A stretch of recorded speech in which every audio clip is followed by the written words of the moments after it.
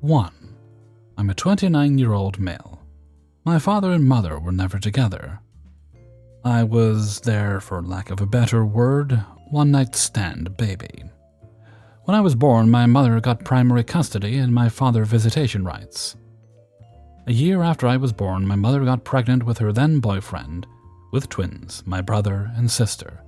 After my brother and sister were born, they became her first and sometimes only priority. I was always treated as her mistake child. My brother and sister were aware and would use this to tease me constantly. When I turned 13, I was given the chance to choose who I wanted to live with, and I moved in with my father. The issues started with my siblings because my grandfather on my father's side was a wealthy man who liked to spoil his grandchildren. I always had a denser amount of spending money. I got a new car for my 16th birthday and had my college and university paid for. They would throw fits when I got things they didn't and even say nasty things to and about me. My sister actually outed me as gay to the whole school when I was 15. We lived in a pretty conservative area, so I got a lot of crap. After college, I decided to stop taking my grandfather's money. I got a good-paying job and didn't really need it. My father, who had also stopped taking his father's money after college, taught me that it was okay to take help, but that doesn't mean you shouldn't try yourself. My grandfather passed a few years ago. My cousins and I inherited a good amount of money. I put mine in savings, as I had become someone who didn't really spend a lot of money. Now, here is where the story begins. Last year, my husband's best friend died in a car accident, leaving her 6-year-old daughter in my husband's custody. Her daughter is understandably having a hard time with all this, so we made the decision to take the savings, do something fun to make her happy. Like a lot of little girls, she loves Disney. So we decided to take our savings and take her on one of those Disney cruises. She sees the ads on TV all the time and gets so excited about them. When we told her, she got so happy. And frankly, I've never seen her this happy since her mother's passing. She hasn't stopped talking about it since we told her. My sister is mad because I'm taking Chloe and not my 8-year-old niece Terry. She thinks I'm being a jerk for taking, as she put it, a kid that's not even your responsibility, over a kid that's your actual family. This comment pissed me off and I told her off for it, which just made her madder. But now my brother is messaging me agreeing with her. I feel like I'm not doing anything wrong. My husband and I are now raising Chloe, so in a sense I am taking on a father-like role, and just feel it's not wrong to want to do something for her.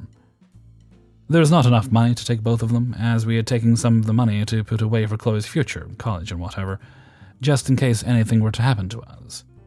And as bad as it sounds, even if there was, I still couldn't do it. While I love my niece, she is not very well behaved. My sister rarely says no to her, and this has made her incredibly hard to deal with. I can just imagine how she'll act on a Disney cruise. 2. So this happened back in 2015, I think. I was working in a relatively big souvenir shop. It was a sub-store of the biggest chain bookstore in my country, and I was responsible for one of the 2 sections. You could find all the different knickknacks from my country there, including books, while the other one had several consultants. On one of the sunny afternoon days, 2 American tourists came in. I remember them being boisterous and smiley.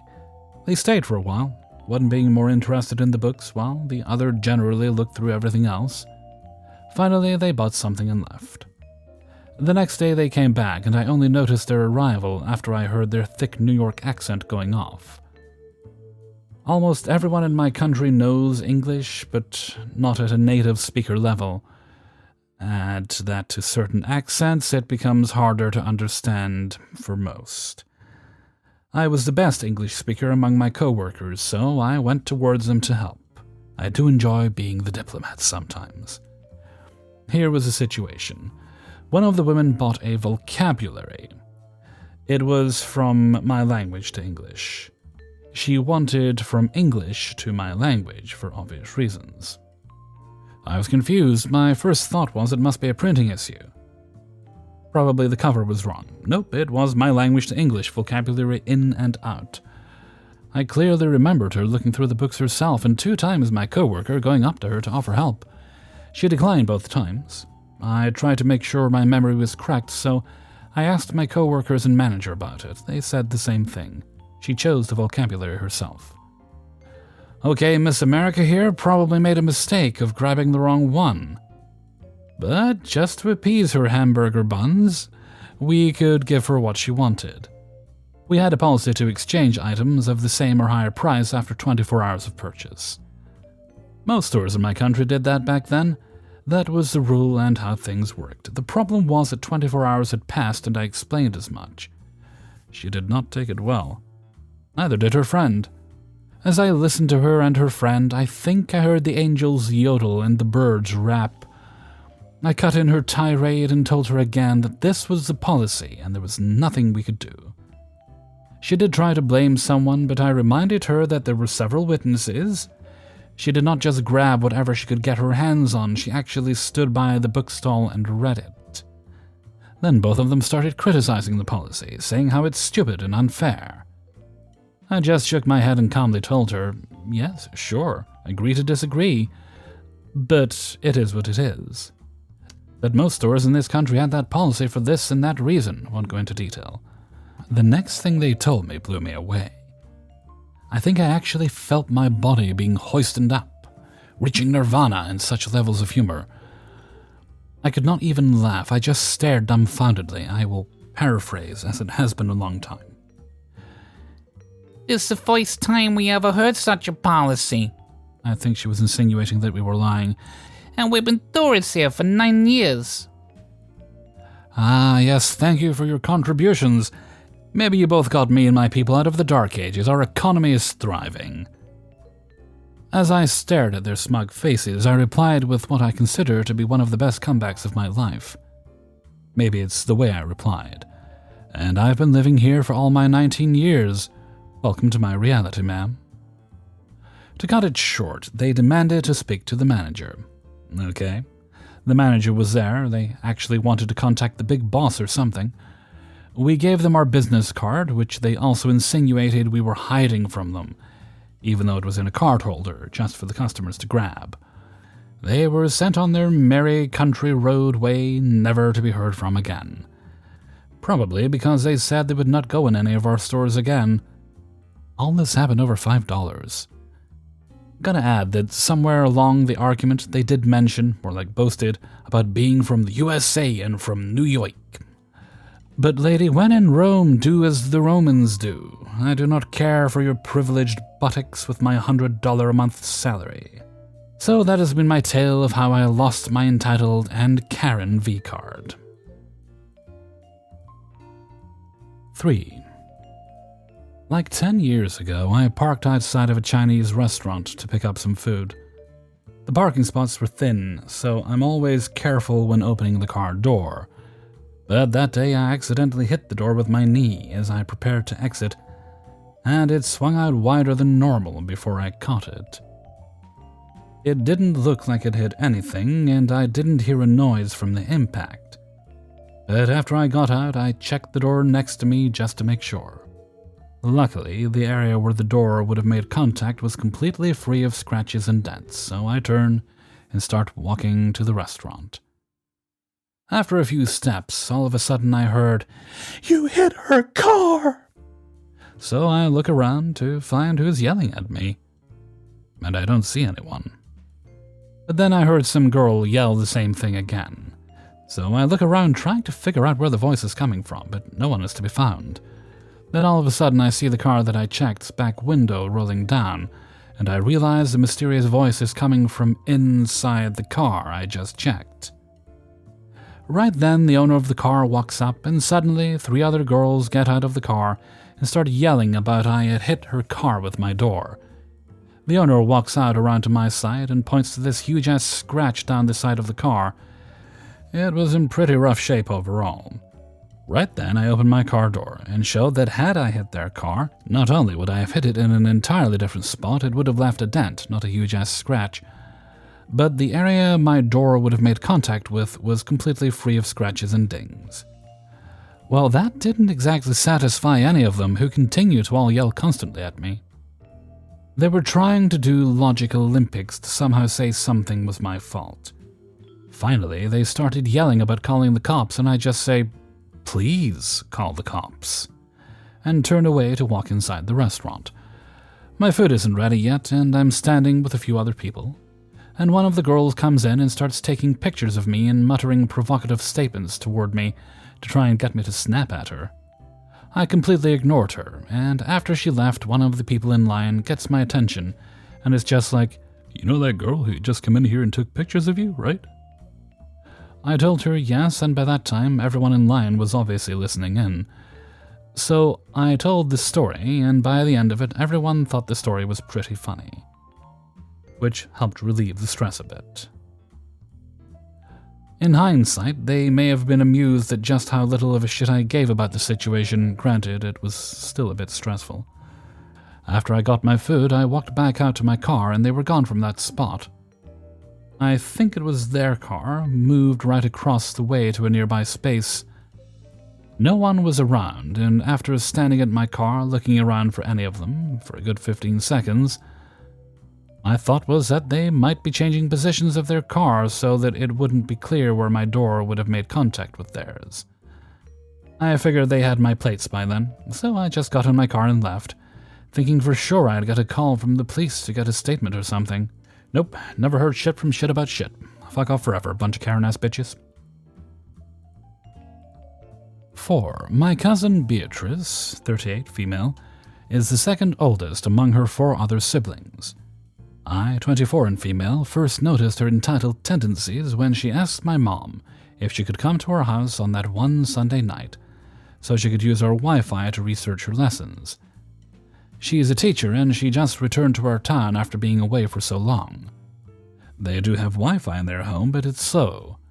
Mom agreed, thinking it was just a one-time thing since she knows that we only have a limited internet data plan. She came to our house, used our Wi-Fi for 3 hours, thanked us and left. Then the next day she came back, and the next day, and also the next day after that, and so on. She also started using it for an hour or two longer. I got really concerned, so I told my mom, and she just shut me off because I was apparently being rude. In the end, our internet connection that usually lasted us a month now didn't even last 2 weeks. That's when my mom started getting concerned. So when Beatrice came again, Mom told her we lost our connection and we don't know when it will be coming back. She stopped coming for that reason after, so I thought maybe she wasn't as entitled as she thought, just clueless.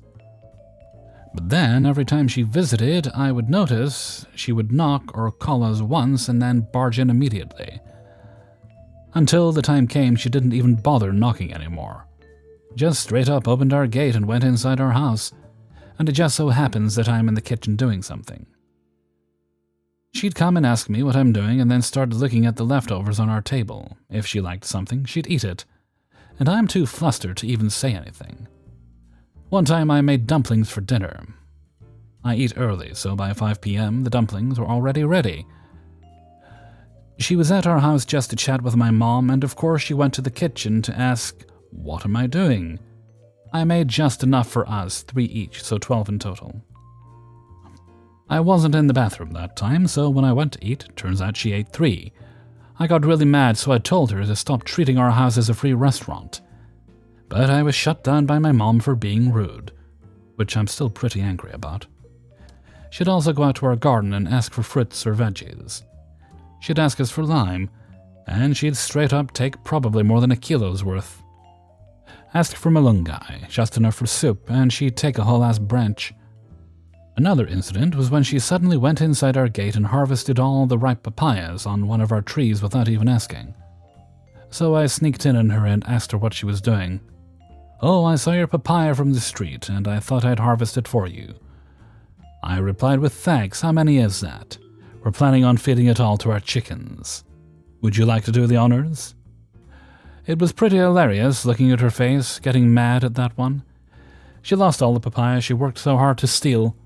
She ratted to my mom, so I was reprimanded for not even letting her keep one, but I just shrugged it off. And then there's her daughter, who's just as entitled as she is.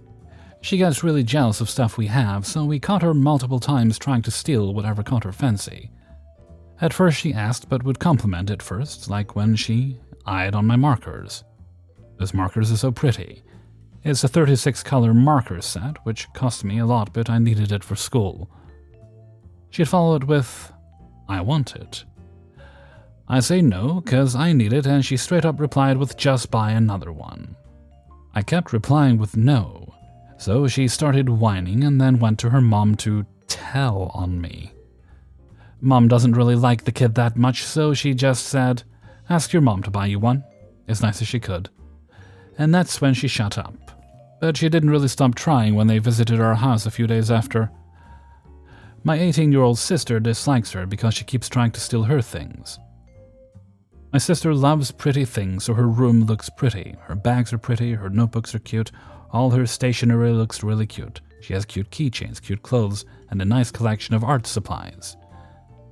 That seems to really rile my cousin up, so every time she visits, she tries to steal one or two of my sister's things, but she gets caught every time, and has the audacity to whine and get mad at us for not letting her take them. She looks at my sister's clothes and tells her, "I'm calling dibs on this when it's my size," and my sister always replies with no. No explanations, just no.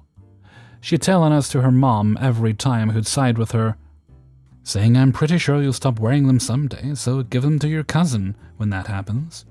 And my sister always answered with, "They're my clothes. I decide what I want to do with them. Thanks." Because of her frankness, most of our relatives think she's a brat for not giving her things to entitled people. I don't really get the audacity. All my aunt's siblings and their kids turned out respectful and good-mannered. I don't really know what happened to her. And now her kid is as entitled as she is, but she's still young. She can still learn and improve. But I don't know how that'll happen when everyone's coddling her. Me and my sister turn into bad guys when we reprimand her and tell her what's wrong with her attitude. Even Mom thinks we're rude, even though she doesn't really like her. Thankfully, my aunt got assigned to a different city, so we won't be seeing her or her kid much, but it's nearing Christmas vacation, so I'm pretty worried they'll come here again and demand gifts like they did last year. I'm just hoping it doesn't happen. 5. Bit of background. I've been working at the Big M for 6 months now as a drive-thru cashier. I, 19, am transmasculine and very neurodivergent. Until this last Friday, nobody cared because it was never relevant, and at the end of the day, I've been doing my job well. So why should my private life matter? Right? Anyway, allow me to introduce Kyle. Kyle, as of when this is posted, has only been working at my workplace for 1 week. Last week, when he started, I happened to be sick. Due to this, the first place he was trained was at my regular position, so he could be back up when I was gone. Exactly like I was when he started. This week, when I returned, I naturally was put back at my normal spot. Now, something to keep in mind is the spot that I work at in the building is the least physically intensive of what you could do there. In contrast, it is the most mentally demanding spot in the building. As for the best performance, you have to take orders for drive-thru customers on one of the lanes, accept payment from all customers, making sure not to incorrectly have them pay for someone else's food, and make sure customers' orders are correct in general. Oftentimes, you would be doing 2 things at once, otherwise customer wait time skyrockets. Over the past 3 days, here is what he has done in chronological order that I have witnessed. Hit on a girl coworker while standing uncomfortably close to her, only for her to look back at me, visibly uncomfortable, as we both laugh in that "holy shit, please go away" kind of way. This was literally the first time I'd met him. Told our night manager to his face that he has attitude problems after being told to get off of his phone and put his headset back on to help the customer who had been kept waiting for 5 minutes because his friend came through the drive lane and wanted to call them while he was working. Asked me if we have a certain item on the menu. I ask in return, "Are you able to select the item?" He responds, "No." I tell him, "Okay, that means we don't have any." He replies, "I don't think so. Ask the manager." I'm confused and I repeat myself, if you can't select the item, the icon says unavailable. It means we don't have any. You can't sell an item we don't have to the customers. You don't need to ask the GM for that. After half a second of silence, "You're annoying." And then he proceeded to ignore me for the rest of the day. Asked me to get a box of barbecue sauce packs. I obliged, regretfully. After I brought a newly opened box of sauce, he demanded, not asked, that I fill the sauce containers for him. I said no, I had to take orders for cars that were waiting in line. He demanded a second time to fill the sauces, more forcefully. I snickered at him, said no again, and went to take the orders back at my spot. While I was walking away, he called me slow, then later said I was lazy. Same day, later, it's time for me to go on break. As he was my backup, he has to take over while I go eat something, as I'm inputting my start break into the system. He turns to me and says, "So what makes you think you're a man?" I stopped and stared dead at him. After I took a moment to process what he said, I see him looking condescendingly at me, expecting a response. I just am. I looked flatly at him, already done with his shit. "What about your hair then?" "I've been growing my hair since 6th grade. I literally have the longest hair of anyone I know. And I'll be damned if I were to cut it off just to please some dick's need for gender norms to be upheld and be trans enough." I reply, "You know I'm not the only guy here with long hair, right?" This is truth. We share a cis-male coworker who also has longer hair than some girls. The only difference between the two of us is that I have terrible beard genetics, so I don't have one, while he does. This pretty much ended the conversation, as I just left after saying that to go eat my food. By the time I got back, his shift had ended, so I told the night manager what he said to me. The night manager, also already done with his shit, as previously shown, said I should have told him right away so Kyle could be reprimanded harshly and swiftly next time. Lastly, he, unfortunately for me, saw me heading out to the bathroom. He took that as an opportunity to openly complain to anyone who was within earshot of me that he was uncomfortable that he had to share a restroom with a mentally ill girl, and that she shouldn't be allowed to work here because she has problems and isn't fit to work. Yes, he absolutely made sure to emphasize she at any chance he got. When not one, but 2 managers on shift told him that he was behaving violently out of line, he had the audacity to say again, "Well, night manager has the attitude problem. He hates me and treats me awfully, so it's not my fault I'm upset." As if being told to do his job is on the same level as being rampantly bigoted towards, by his own logic, an unrelated party. Because of this, he was told to either apologize to me or go home. He refused to apologize, so he was told to leave. Even further, rather than be concerned about apologizing to me, he was more interested in if he could still get his free meal before we leave. No. Now, as far as I know, I've taken on the worst of his behavior consecutively, but by no means is my side all of it. Other co-workers have experienced low-key sexism, general discomfort, straight-up sexual harassment, and or his holier-than-thou, do-what-I-tell-you mentality. The only reason I am his main target is because I seemingly took his favorite spot to work, be on his phone, at. Hey everybody, Hellfreezer here, and thank you very much for listening to Idiots in the Wild, episode 89. And thank you very much to everybody who allowed me to use their stories in this video. Hey, you. Yeah. I know you're about to click off on the video, and that's cool. I'm totally done with that. Respect your choices. But hit the like button before you go. It's right there. Okay, now let's see. I don't think we have any other special shout-outs today. That's fine. So let's move right along to Hellfreezer's question of the day.